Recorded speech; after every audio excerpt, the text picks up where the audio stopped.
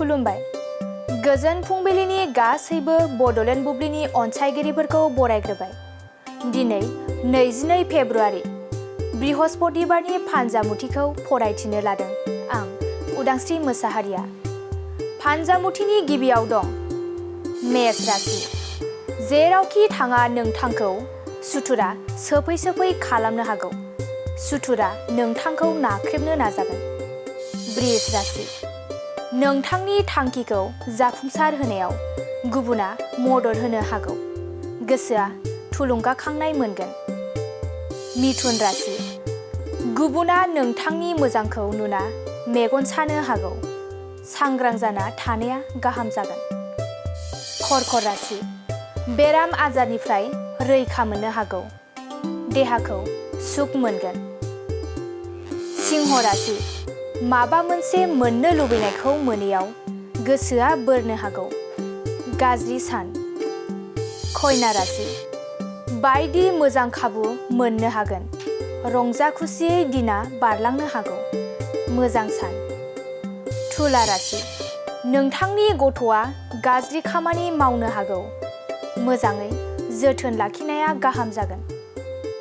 वृश्चिक राशि। माबा मोनसे खामानि मावनो लानायाव हेंथा फैनो हागौ। गोसोखौ दुखु मोनखांगोन। धनु राशि। खामानिफोरा मावब्लाबो जोबस्रांनाय नङा। देहाखौ जोबोरैनो खस्थ' मोनखांगोन। मकर राशि। बिसि फिसायनि गेजेराव अनज्लायनाया बांगोन। न'खरा गोजोन फैगोन। कुम्भ राशि। जानाय लोंनायाव सोरजोंबा लेंहरजानो हागौ। गोसोआ गोजोननाय मोनगोन। मीन राशि। नोंथांनि गथ'आ आनजादाव उथ्रिसारनो हानाय नङा। गोसोआव दुखु मोनखांगोन। दिनै सानसेनि राशि फरायथिनायाबो एसेनोसै। आसा खालामो नोंथांनि दिनैनि साना मोजाङै मोजां थांगोन। बेखौ बड'लेण्ड बुब्लि नखरनिफ्राय मिजिंथिबाय। दानिया फैदो नोंथांनि फानजामुथिखौ बड'लेण्ड बुब्लिनि हेफाजाबजों मिन्थिना लानि। गोजोन्थों। मोनसे फोसावथाय 2024 निफ्राय 2025 मायथाइनि ड्रिम किन्डारगार्टेन प्रि स्कुल काम क्रिच सेन्टारनि मुं थिसननाय हाबाफारिया सोलिगासिनो दङ। क'क्राझार सहरनि साखाथियाव थानाय एबा देबोरगाव बड'लेण्ड मुलुगसोलोंसालिजों नांजाबनाय गियानपुरियाव गोदानै ड्रिम किन्डारगार्टेन प्रि स्कुल काम क्रिच सेन्टार बेखेवदों।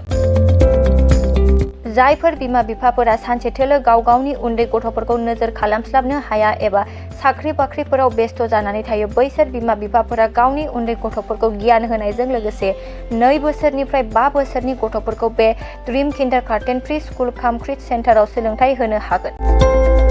बे फरायसालियाव गासै सुबिदाखौनो फरायसाफोरानो मोनफुंनो हागोन। सुबिदाफोरनि गेजेराव दं फान लार्निं, different types of co-curricular activities, age appropriate curriculum, sensory experience. बेनि अनगायैबो holistic development, safe and free learning environment, daily weekly activity record, nature corner, live CCTV security, emergency fire safety as well medical kit, air conditioning facility. Before सुबिदाफोरखौ गासै फरायसाफोरानो मोननो हागोन। बेनि अनगायैबो नोंथाङा गोबां बाथ्रा मिथिनो थाखाय नैबे 8638454887 एबा 9101156459 जानबुं नाम्बाराव फन खालामनानैबो खौरां लाहरनो हागोन।